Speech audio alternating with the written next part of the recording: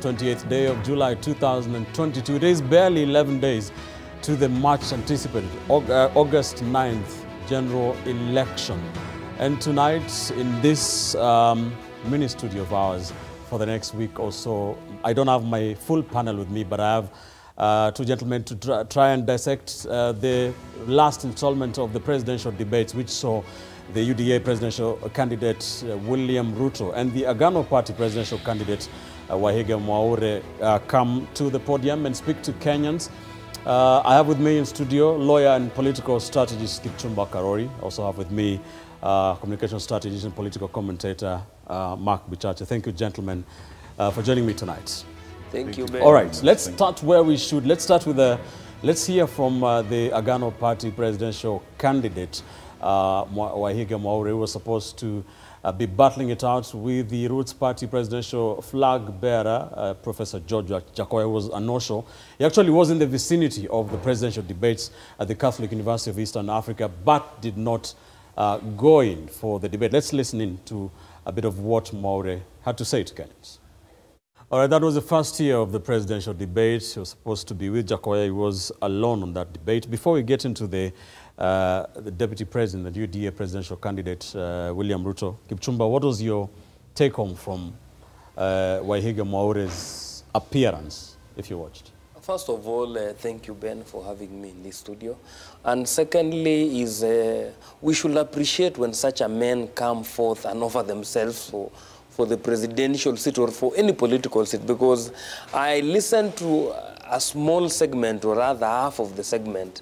The first 45 minutes I was held up somewhere, but when I came, I listened to Wajackoyah, and I was impressed, but I had a feeling that he's the right man, but not for the season.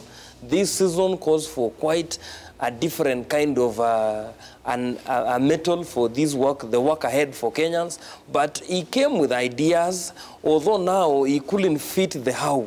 The how was the problem, because, Ben, everybody can have an idea, but the problem is fixing the idea, because everybody, if you go to Langata Cemetery, there are so many ideas that are lying there, but why are they there? It's because nobody actualized those ideas, and actualizing some of these ideas is putting the idea and the how to do it so that you can have a practical thing and move from theory.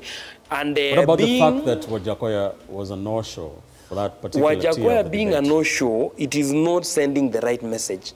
And everywhere, Ben, there are rules. Even in Premier League, there are people who are playing at Premier League, and then there are people who are playing at Division 1. All that is because not all of us can fit in one stage. And all these were polls that had been done. I might not agree with the correctness of the polls, but if that is what the organizers used, you can't fight the rules. It was used in the Nairobi gubernatorial race. It was used in this in the deputy president race. So I didn't see why. And Wajackoyah, to allow the running mate to come to the debate, and then he turns around and says that is helping the media. I saw that as being mendacious. He was not being honest. Right. And then again also, when you look at how politicians take things for granted, you will expect political newcomers like Wajackoyah to come with fresh ideas and to do away with the mendacity and the entitlement that run in our politics and most of the establishment candidates. That was a fail for Wajackoyah. He betrayed his supporters, because this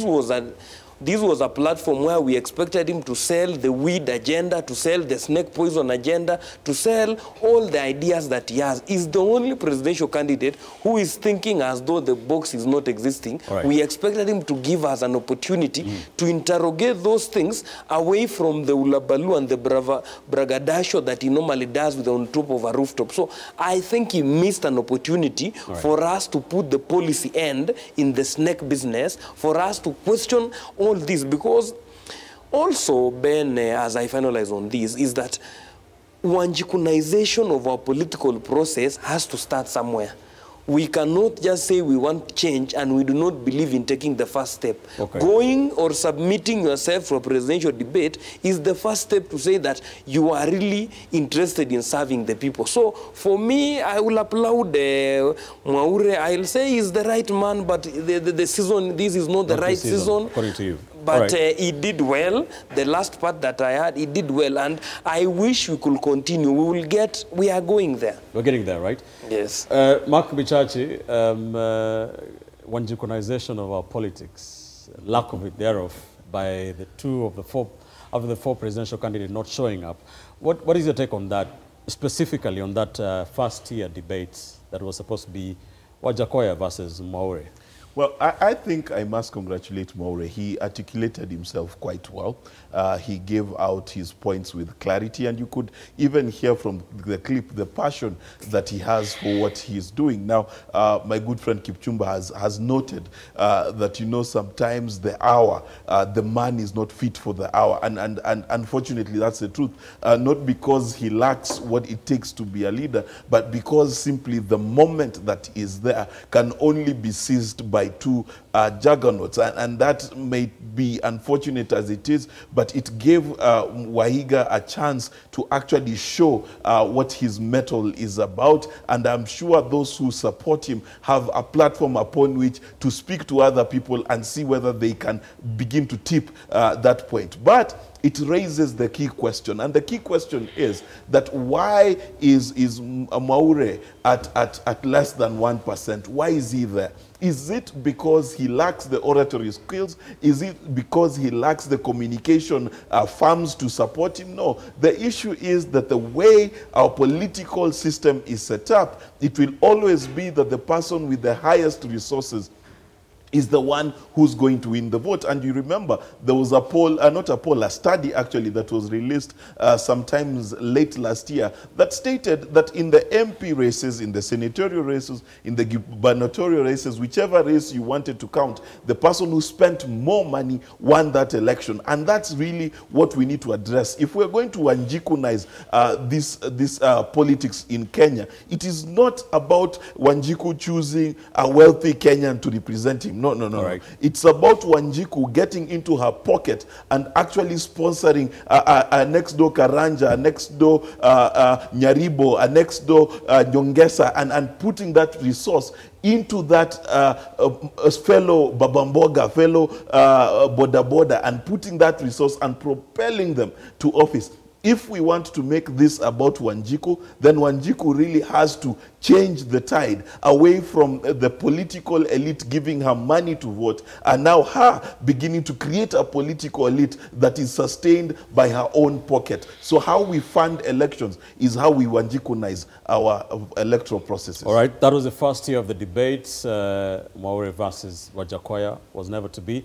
Wajackoyah blaming all sorts of things. Let's switch our attention now to the second tier of the debate that was supposed to be between the UDA presidential candidate William Ruto and Azimio la Umoja coalition parties Raila Odinga. Raila Odinga did not attend the debate, saying that giving all manner of also reasons why he did not want to be on the same podium with William Ruto. Ruto was there and he gave his account to Kenyans. There was a very well-moderated debate there. Let's listen to what some of the things he said. Let's start with what he said about the issue of Kenya's public debt. It is reckless for anybody to say we cannot pay our debts. I believe that we have what it takes to pay our debts. What I would do on matters to do with the debt, we have a plan as Kenya Kwanza on how to manage debt. Number one, we have said we will first slow down, put the brakes on borrowing. Number two, we will put brakes on unbudgeted projects. In fact, that is the biggest source of our problem. Projects that are not within the budget, so that we cannot keep our fiscal deficit at what we have committed, 5% or 5.9%. Number three, we need to raise our revenues. And I have said openly that we have areas that we believe that we can raise our revenue. All right, we have 5 minutes to talk about this particular issue. Mark, let me begin with you. The DP, the UDA presidential candidate, was given a chance to articulate his plan in as far as Kenya's public debt is concerned. He was also grilled about what he has done about it, because he has been in government for the last 9 years or so. Were you satisfied?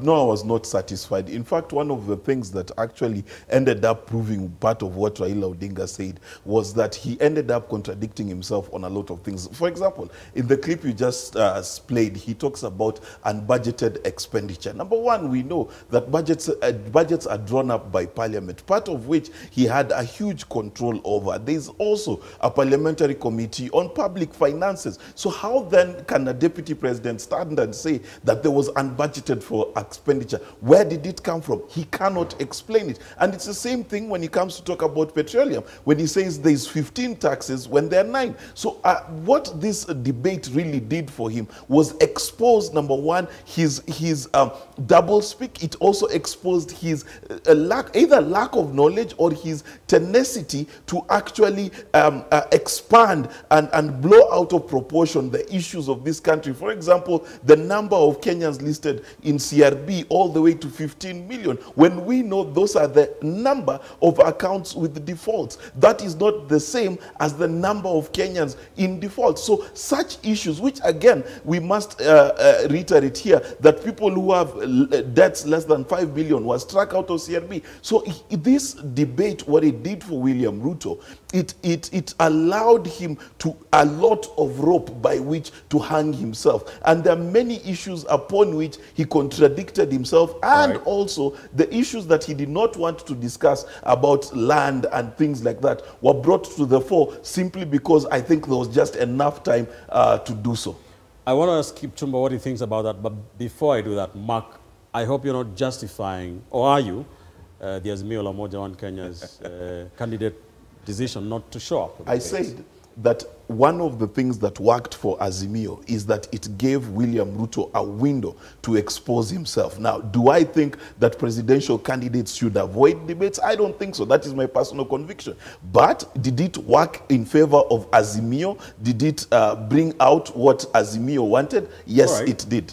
We'll get to that later. Kipchumba, what is your take on Mark's assessment of William Ruto's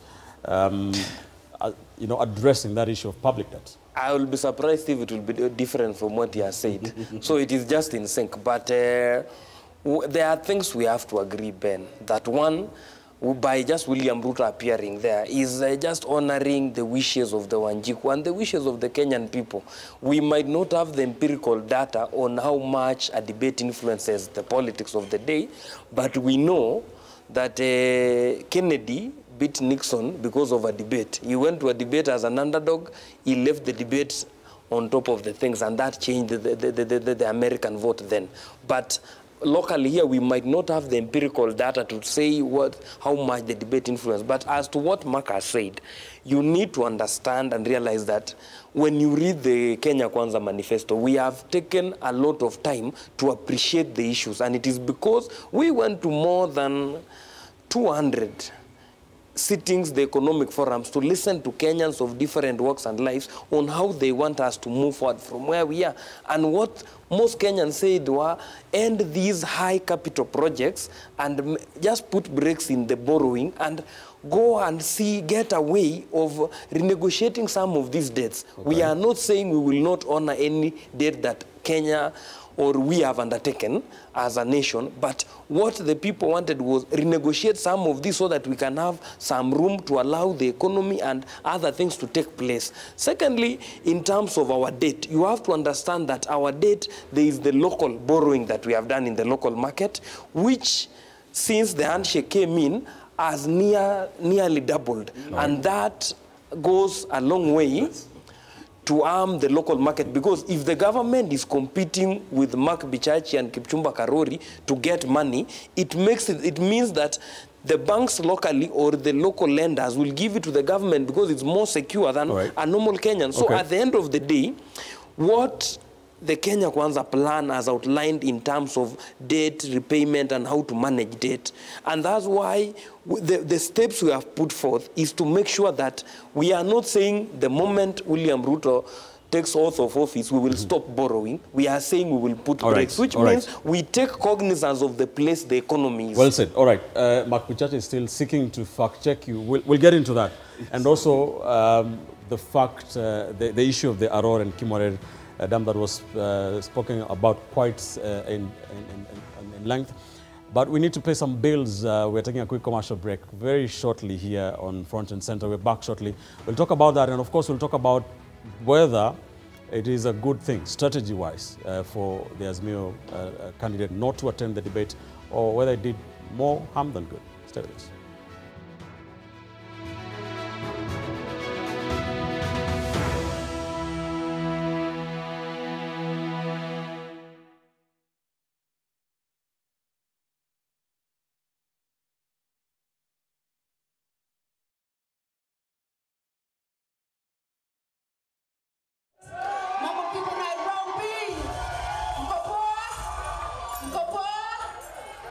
Yo, let's go. I'm very excited to have won the first semi-final. I'm a semi-finalist. It's going to be a tough game. The pressure is high. And I think that I can do it.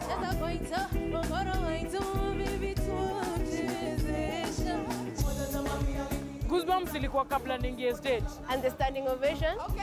Oh my gosh! Make some noise for the finalists, everybody! Congratulations to all of you.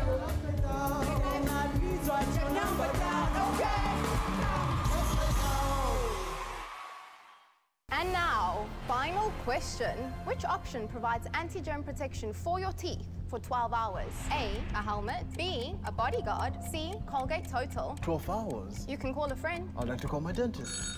Germs are the cause of many dental problems. Colgate Total with zinc and arginine attaches to the teeth like a magnet. Provides 12-hour anti-germ protection. So it is the obvious choice. The answer is Colgate Total. Colgate Total, 12-hour anti-germ protection.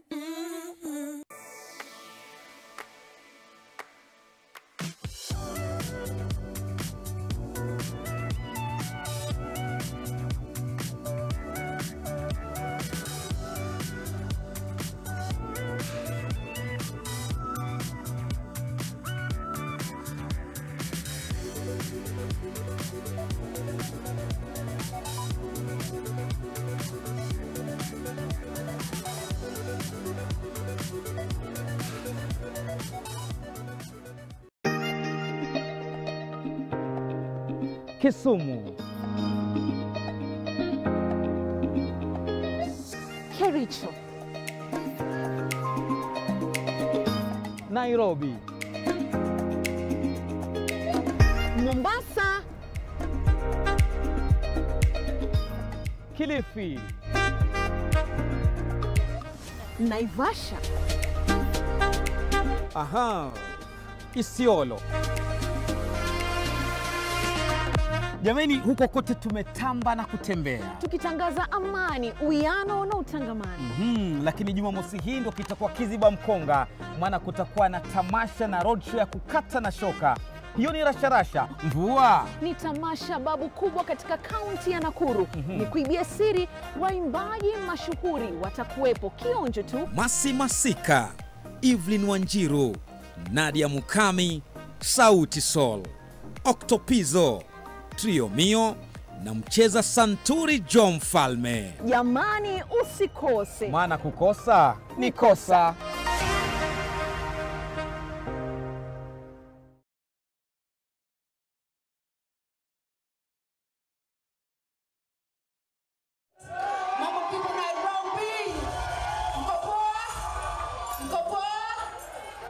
Yo, let's go. I'm very excited to have won the first semi-final. I'm a semi-finalist. It's going to be a tough game. The pressure is high. And I think that I can do it.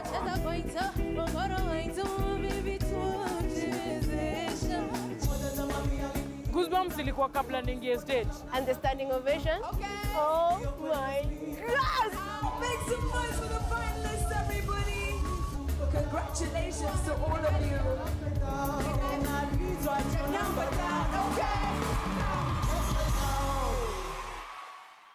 And now, final question, which option provides anti-germ protection for your teeth for 12 hours? A, a helmet. B, a bodyguard. C, Colgate Total. 12 hours? You can call a friend. I'd like to call my dentist. Germs are the cause of many dental problems. Colgate Total with zinc and arginine attaches to the teeth like a magnet. Provides 12-hour anti-germ protection. So it is the obvious choice. The answer is Colgate Total. Colgate Total, 12-hour anti-germ protection.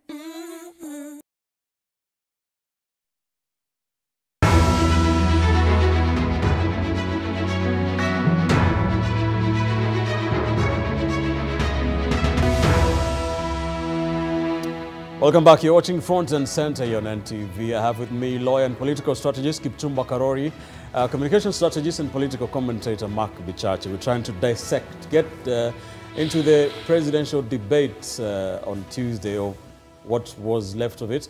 We have been talking about what the Deputy President, the UDA presidential candidate William Ruto, was talking about. Let's listen into what he had to say to the moderators and to Kenyans about an issue that has been played quite a bit over the last 3 years or so, the issue of the Aror and Kimwarer Dam projects. Let's listen.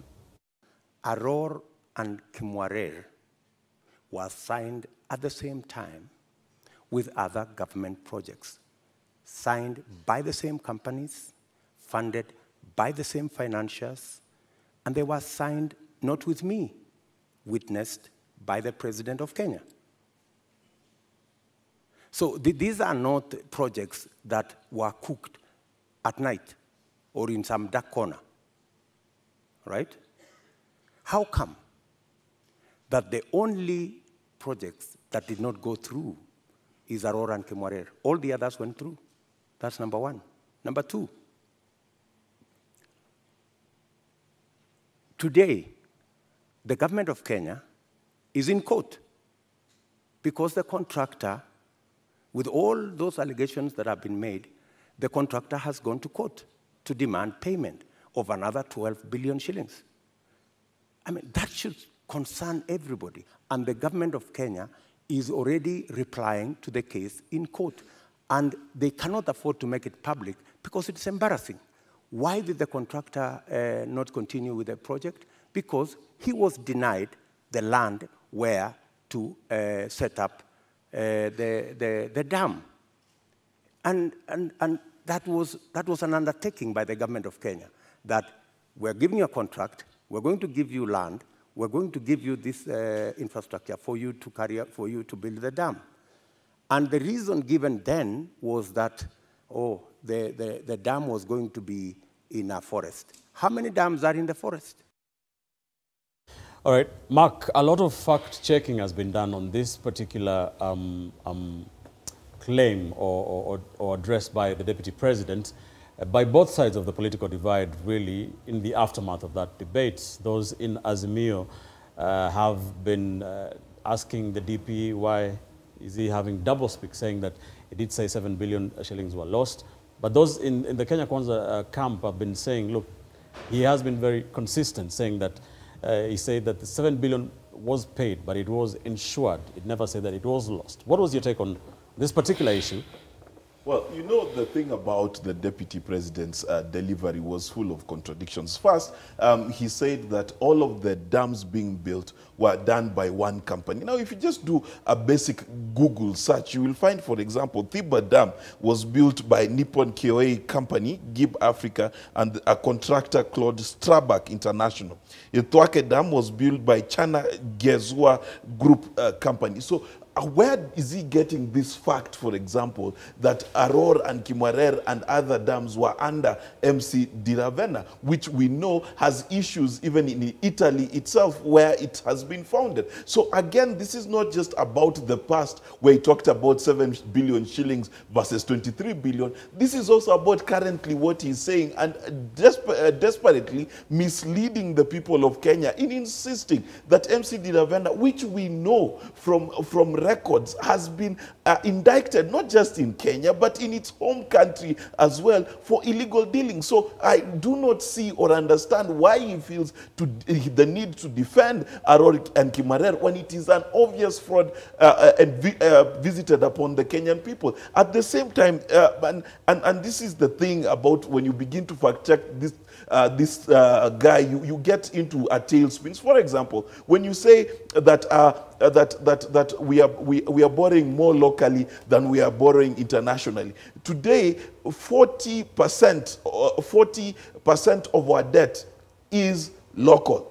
More is international. So why is it that we sit and then say that we are borrowing too much from locals, and then in the same breath complain that we are borrowing too much internationally? The reason why people are using these confusing terms and using language that confuses Kenyans is simply, number one, and it's a brilliant strategy on their part, it is looking for sympathy so that they look like victims, and number two, to create problems that don't exist so that they can look like heroes.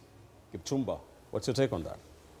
I know, at times I don't understand Mark Bichachi. Oh, when somebody says the type was similar, he has not said the contractor was one. Because these contracts, Thiba, Thwake, Kimwarer, Itare, Aror, is what we call EPC plus F. Engineering, procurement, and contracting plus financing. So that if you are the contractor, Ben, for example, you come with a financier. You come with the models and you come with somebody financing the same. So the models were the same. The procurement and all these, it was EPC plus F. So what we need to ask ourselves is, one, in this Kimwarer and Aror, there have been 3 reports, Ben Kitili. There has been one by PS Maringa and the team, which said we continue one, and we downscale one, and then we stop the other because of geological issues. There have been one by a Queen Council, which has been done, and it is with the relevant government officers. So at the end of the day, if you see even what has been filed by CMD Diravena and by the government of Kenya, none of those documents filed there says that they have terminated the contract, because they know the implication of terminating. If there was an issue, Ben Kitili, in these Aror Kimwarer contracts, the government will have terminated them. Why are we skirting around the issue? Because at the end of the day, look at what is at the arbitration stage. CMD Diravena is claiming 20 billion. Government of Kenya has put a counterclaim for 12.6 billion. So at the end of the day, we will lose money and we will not have the dam. That is what the deputy president was saying. He was saying, let us save something so that we build the dams instead of losing the money. And look at what the proposal that has been put forth by some government bureaucrats. They have said, let us negotiate with Aror and Kimwarer, because the same contractor did Aror, Kimwarer, and Itare, so that they finish Itare, which is 60%, and then we do away with Aror and Kimwarer. Why aren't they terminating the contract? It is because there are other implications. Look at it here. There is another thing which we need to say, so that Kenyans can understand where this Aror issue comes from. And some of us speak because we come from that region. There have been negotiations as late as 24th July between government of Kenya and the financier, which is Sasha or something. And as of late of 24th, Sasha has told the GOK, we are now going to institute a claim against you people in London, because you have been default on payment of this thing. If GOK had terminated the contract, they would have communicated to SOS that there was fraud in this contract, we cannot pay because of fraud. But why are they negotiating with them if there is outright fraud? Because in laws of contract, Ben, a contract can be frustrated. Like what GOK has done to Aror and Kimwarer is frustrated. That does not amount to terminating it immediately, because they have not kicked in the termination clause of the contract. Mark, what do you say to that? And also the fact that the DP also said that that scandal has been used against him politically.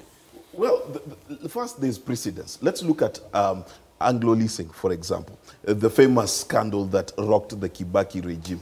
Did we have to, at the end of the day, pay some money for Anglo-leasing? Yes, we did. Why? Because the way these international contracts are put together, you will notice that even Kipchumba is not talking about MC Diravena looking for money, because it is a fact we know there was corruption. It is a fact there was a court case, and it is a fact that those cases actually implicated that there was misdealings in that particular contract, especially in this company called MC Diravena. But at the same time, there are many participants in these contracts. Some of them still hold legal claim, and these contracts are not gotten out of as though it's just simply cancelling a piece of paper. Counsel here should know, and he knows this very well, that a lot of the contracts that we get into this country are very difficult to get out of. But even the terms of contradiction do not stop there. So when you tell Kenyans, for example, that there are 15 taxes instead of 9 taxes, there is 50% and it's less than 50%, what are we trying to portray? What simply the deputy president was trying to portray is an image that is worse, so that he looks like a hero, which is brilliant politics. It's exactly what Trump did in terms of saying that Mexicans are coming over the border like in a caravan. Do you believe money was lost in those two dam projects? Yes, not believe. The media reported on it. We have reports of what happened in the home country of this particular company, and we know resources were lost. Part of the reason there are challenges in court is government is trying to save resources from being further expended to the other partners of this place. Let us correct something. When you have contracts of this magnitude, there is an insurer. Why doesn't government cash in the guarantee? That is the question we need to ask Mark Bichachi and the Azimio conglomerate, because at times they make us look like people who are new in this business. Why, if there is money that has been lost, why doesn't government of Kenya cash in the guarantee that was taken against the contracts? Because a contract of that magnitude, there is a certain amount of money that was put in because they don't want to terminate. And why don't they want to terminate? They know the consequences of terminating the contract. If there is fraud, as you say, the other thing which we need to tell the country, Ben, is that when you hear Azimio speak about Aurora and Kimwarere, you will think Uhuru Kenyatta was outside the country when these contracts were happening. He was still the head of state. The buck still stops with him. He cannot complain like any other person. So as the chairman of Azimio, what decisive thing did he do? And secondly, let me just finish, Ben, Mark Bichachi. When DPP Nurdin Haji was in a certain media out, he said we are not investigating William Ruto. And then the other point is this: if William Ruto was involved in Aurora and Kimwarere, the courts of law, the deputy president is not above the law. But why isn't he in court? The issue so is that we end the debate. Mark Bichachi, have the final word on this, so we'll move on. It's pretty simple. Yes. You cannot call for insurance payment when the cases are still ongoing. You need a determination. You cannot determine that a fraud has happened when it's mid-investigation. But we know for a fact there were resources that were lost. We also know that the issue here is not that the deputy president is directly implicated. It is the fact that, number one, he defended it. Number two, he contradicted himself in his explanation. And three, he's not been satisfactory in how he's handling the issue. And we can continue down the list of things that he was fact-checked about, which he's not correct about. All right, let's leave the issue of Aurora and Kimwarere there. I mean, we can talk about this on and on. We will continue to keep an eye on that and on the cases in court. Let's finally take a look at the Deputy President's final remarks, actually after the debate, when he was making his exit remarks, speaking to NTV's Kennedy Mureithi, talking about what he thought about his main competitor not attending the debate. Listen. He's not here because he doesn't have a coherent plan. He cannot support a coherent discussion. He cannot sustain a debate on issues, because even in the public space, the only conversation is about the Kenya Kwanza manifesto. There is no conversation on the other side because there is none. They don't have a plan. The other issue is my competitor is running away, literally, from any discussion on matters corruption, matters conflict of interest, matters state capture, because they sponsor him. And everybody knows that he's a project. In fact, nobody knows who the real candidate is. Maybe when you people send the invitation, you didn't specify. I think there must have been a problem as to who you had invited to come to this debate, whether it was the real candidate or the project. Well, all right. Quite harsh words there from the DP, throwing some shade. Kipchumba, what did you make of the DP's statements about Raila Odinga's not showing up or deciding not to attend the debate? Actually, what at a personal level I will ask myself, there is one question I really hate about politicians and politics at times, Ben Kitili. There is something known as consistency. Raila Odinga says I cannot debate somebody who has questionable morals. At the same time, they sent Mother Karua to come and debate Rigathi Gachagua. If they did not believe in debating from the word go, why did they send Mother Karua? Because at times, some reasons are just mediocre from the word go. Secondly, Raila Odinga did not come to that debate for 3 or 4 reasons. Reason number 1 is that in terms of issues of debating, Raila Odinga is a poor debater, and that one is in public knowledge.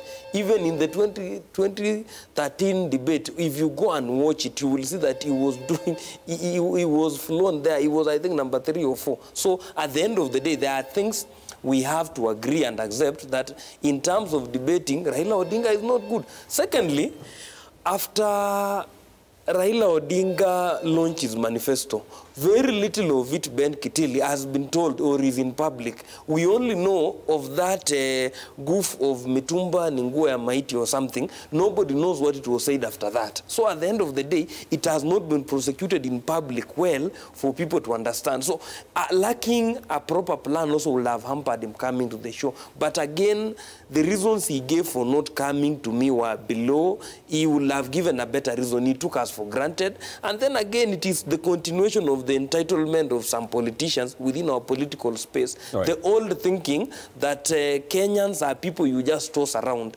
And I, at a personal level, as a voter from Tuyo Bay village in my locality, I would have appreciated the presence of Raila Odinga so that when we are comparing now in this show, or even when they were speaking, what Raila Odinga has to offer in energy, what William Ruto has to offer in energy, what Raila Odinga thinks about the issue of foreign direct investment, what William Ruto thinks, so that we can have apples for apples. But now, with the lack of Raila Odinga attending the debate, at times it becomes very hard to even judge about the whole thing, because you judge against William Ruto against what? Mark, Raila Odinga has been fashioning himself for decades as the reformist candidate, and these processes that we have been undertaking as the fourth estate to make sure we inform Kenyans going into the election, like presidential debates, is actually part of that, you know, kind of processes in a democracy like Kenya. And Raila Odinga would normally be first to attend a debate. Not this time. Don't you think that he owed Kenyans, you know, to come before them and talk to them through the media?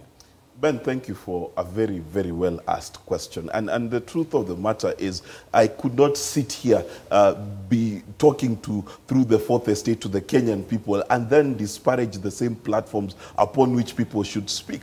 And I agree that debates are important in our democratic process. The rules of debate are also important, and we're actually setting up precedents for how things should have done. And in fact, I must congratulate Kipchumba and William Ruto for realizing this, because they have done about face from where they were in 2013 in snubbing this particular debates, and I must congratulate them for that particular step in the right direction. Now, when it comes to Raila Odinga, first, we must be clear that this subtle ageism that we keep throwing at him, we must remember that, number one, the man has suffered for this country. When his eyes cry, they do not cry because he is tired. They cry because of the things he has suffered for this country. And we cannot then blame him for what he has gone through for us to enjoy the freedoms that we enjoy. If it was not for Raila Odinga, Kipchumba and I would not be here having a lively banter about different ideologies. So this is some of the fruit that Raila Odinga has brought. Number two, it is a very conspicuous lie that Raila Odinga does not understand what he's debating about. The reason why it's a lie, hardly 2 weeks before, he had a sit down with local media and they grilled him for hours, and he had an able command of the issues that are not only within his manifesto but the issues that affect this country. And you can see him articulate issues. He's articulated issues in town halls the other day with Muslim women. He's articulated issues to the media, and he is really seriously running a grueling campaign schedule as we speak. So the subtle ageism, the subtle side barbs are really misplaced. But the second thing that I think is important to be addressed, we need to address the question of what was Raila doing in the handshake. Because the idea of calling Raila a project, when he literally came in to save the Uhuru Kenyatta government from collapse, is really a sad affair. The truth of the matter is this, and Raphael Tuju put it very well, that number one, the president was under siege. The president had a deputy who was running amok. The president had a deputy who had undermined his parliamentarians to ensure that the legislative agenda could not work. Right. And the only way the president could have gotten out of that quagmire is if he got the insurance of Raila Odinga to ensure that his legislative agenda continued. But now that you mentioned the handshake, in 2017, the president, the incumbent, Uhuru Kenyatta, did not attend the presidential debate then that had Raila Odinga on it. Mark, do you think that it is now the company that Odinga is keeping that is making him, because he's being supported by the president and a number of key members of his you become the third witch. No, let's talk to me about that. The Raila Odinga's campaign was very clear on why he did not come to the campaign. They had reasons saying that, number one, Rigathi Gachagua had Kenya, the rules were not kept, and things like that. Those are valid concerns according to them. And I think they need to be respected. For example, if they desire for a debate not to have someone reading from notes, that is a fair expectation, because you cannot sit a KCSE exam with someone has a Kenya and the other one does not. Kipchumba, what is your take on this? And what do you think came out? Do you think William Ruto was better for it having attended the debate? Even if First of all, before I answer your question, there is a correction that must be made, and it has been, we have rewritten our history to fit certain narratives, Ben Kitili. For example, Raila Odinga was not detained because he was fighting for anybody. Raila Odinga was detained because he wanted to overthrow a legitimately elected government. He participated in a coup. He is lucky he was not hanged. His co-conspirators were hanged. So when we say Raila Odinga has a eye which is crying, he wanted to overthrow a legitimate government. So what did you expect? Moi to take flowers to him? Or for him to get candy? No, he had to be taken to detention. That is what people do. People do mistakes and they suffer for the consequences. Back to your question. Whether it was right for William Ruto to come to the debate or who came on top of the other. That was the question. Yes.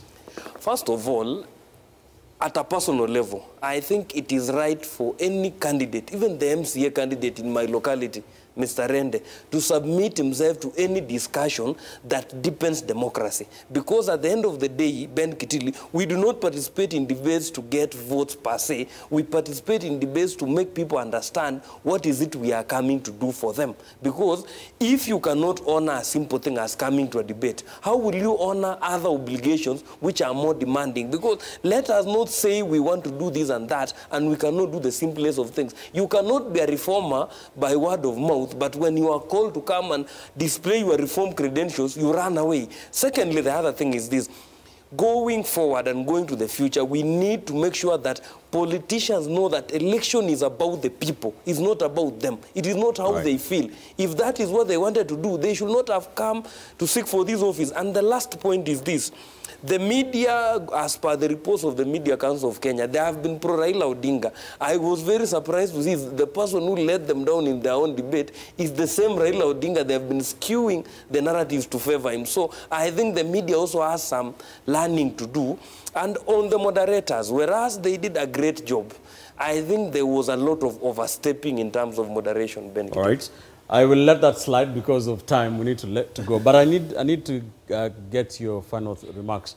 Mark Bichacha, I'll start with you. And away from the debates, we are getting to the home stretch as far as the political campaigns are concerned. 11 days to go before Kenyans go to the polls on the 9th of August. What do you expect as all the 4 presidential candidates go to make their final pitches in the next 1 week or so? Ben, your question is very important, and we do need to look at credentials of these particular candidates. When we talk about 1992 and where was the right decision to be made, William Ruto was in YK 92 sustaining the power of dictatorship against Raila Odinga, who was sustaining the power of democracy that we enjoy today. If we fast forward to 1997, same story. 2002, same story. The only time that William Ruto today is even standing for the constitution is now a constitution which he rejected and was the only senior politician to be against. What am I saying here? What can Kenyans expect? Tigers do not change their stripes and zebras neither. So whether we like it or not, these 2 politicians stand where they stood in 1992. And the question is this, and this is where the debate really meets the road, the rubber meets the road for me as far as the debate is concerned. Can you trust someone who came to the deputy presidential debate, said their value was 800 million, could explain all their wealth the very next week, today, in fact, in the morning, it is proven that they cannot account for their wealth? Can you trust a man who contradicted himself on serious matters? For example, on Galana Kulalu, saying the project is dead, and yet we know Galana Kulalu today stands more than 80% done. A tiger does not change its stripes. And I'm telling Kenyans, if you're going to be bamboozled by the lies that politicians are peddling and forget to look at their track record, you will be lost. Thank you, Mark. Kipchumba, in 1 minute, your final thoughts. All job seekers who refuse to come to interviews never get the job. Thank you, Ben. Well, short and simple. Many thanks. Let's leave it on that bombshell by Kipchumba Karori, lawyer and political strategist, as we also had with us here on Front and Center, Mark Bichacha, a communication strategist and political commentator. For the next few days, because of logistical challenges, we will not be able to, I will not be able to have my full panel here as I like to do here on Front and Center.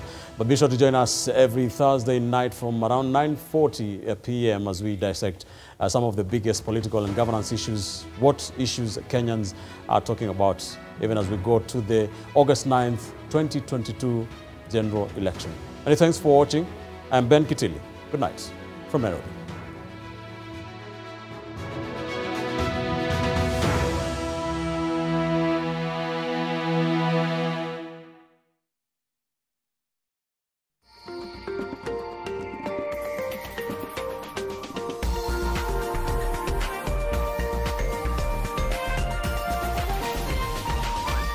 This